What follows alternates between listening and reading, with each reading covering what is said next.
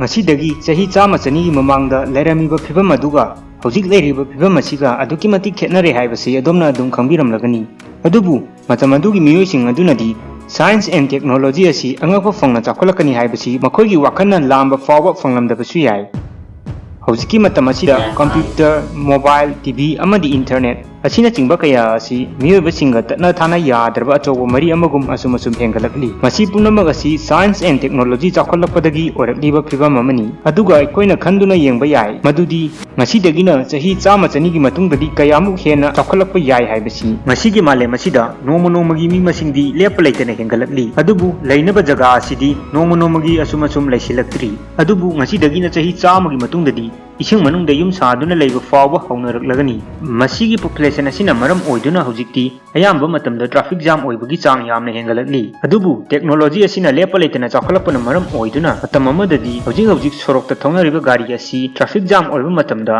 ꯑꯇꯤꯌꯥꯗ ꯄꯥꯏꯗꯨꯅ ꯆꯠꯅꯔꯛꯄ ꯐꯥꯎ ꯌꯥꯏ꯫ ꯍꯧꯖꯤꯛꯀꯤ ꯃꯇꯝꯗ ꯑꯩꯈꯣꯏꯅ ꯑꯔꯥꯞꯄ ꯃꯐꯝ ꯑꯃꯗ ꯆꯠꯀꯦ ꯍꯥꯏꯕ ꯇꯥꯔꯗꯤ ꯑꯦꯔꯣꯄ꯭ꯂꯦꯟ ꯇꯣꯡꯗꯨꯅ ꯆꯠꯅꯔꯤ꯫ ꯑꯗꯨꯕꯨ ꯃꯇꯝ ꯑꯃꯗꯗꯤ ꯏꯁꯥꯒꯤ ꯖꯦꯠ ꯕꯦꯛ ꯄꯣꯗꯨꯅ ꯄꯥꯏꯔꯒ ꯆꯠꯅꯔꯛꯄ ꯐꯥꯎ ꯌꯥꯏ꯫ ꯍꯧꯖꯤꯛꯀꯤ ꯃꯇꯝꯗ ꯃꯣꯕꯥꯏꯜ, ꯀꯝꯄ꯭ꯌꯨꯇꯔ ꯑꯃꯗꯤ ꯏꯟꯇꯔꯅꯦꯠ ꯑꯁꯤ ꯁꯤꯖꯤꯟꯅꯗꯕ ꯊꯕꯛ ꯑꯃꯠꯇꯕꯨ ꯂꯩꯁꯤꯜꯂꯛꯇ꯭ꯔꯦ ꯍꯥꯏꯕ ꯌꯥꯏ꯫ ꯃꯣꯕꯥꯏꯜ ꯐꯣꯟ पाइदबा इमुंग हौजिकी मतमदा थीबदा खरा वाना थोक्लगनी। अदुबु ngasiदगिना चही 100गी मतुंगददी अखोइगी हक्चांग असि मोबाइल फोनगुमना तौरपसु याय हाइबदी अखोइगी हक्चांग असि इलेक्ट्रॉनिक डिवाइस सिंगना योमसिलक्पसु याय हाइबनी। हौजिकी मतमदा कंप्यूटर असि अखोइना पुनिंगमा मफमदा पुदुना अमदी सिजननिंगबा मतमदा सिजनरी। अदुबु अदोम खंगबिब्रा कंप्यूटर असिना अहानबा थोरकपा मतमददी कंप्यूटर असि रूम अमगी साइज गुमना चावी हाइबदी का अमगी साइज गुमना चावी। अदुबु अदोम खंदुना येंबियु ngasiदगिना चही 100गी मतुंगददी कयामुक एडवांस ओइरक्लगनी हाइबसी कंप्यूटर असि खुदांग गाड़ी गुमना सिनरकपसु याय। हौजी अखोइना लाइब्रेरी दा चत्तुना लाइरिक पारिबसी ngasiदगिना चही 100गी मतुंगददी लाइब्रेरी दा लाइरिक पाबगी महुत्ता म्यूजियम दा चत्तुना लाइरिक ओइना पानरक्लगनी। मसी हाइबगी मरमदी हौजी अखोइना लाइरिक पाबा मतमदा हार्ड कॉपी अमदी सॉफ्ट कॉपी सिजनदुना लाइरिक पारी। अदुबु हार्ड कॉपी असि नोमगी असुम लोसिलक्लगनी।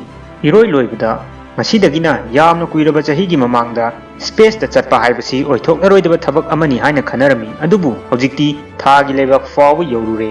अखोइ अमुक खंदुनी यिंगसी ngasiदगिना चही 100गी मतुंगददी स्पेस असि टूरिस्ट स्पॉट ओइरकपा फाव याय। अदुबु हाइरिबा थबक असि इराय लाइनादी ओइथोक्लोइदोरी। मसिदा मतम अमदी पैसा चंगी। हाइरिबा मयाम असि फ्यूचरदा ओइथोक्पा याय नत्रगना यादे हाइबसी अदोमना कमेंट अममतंग तौबिरमु।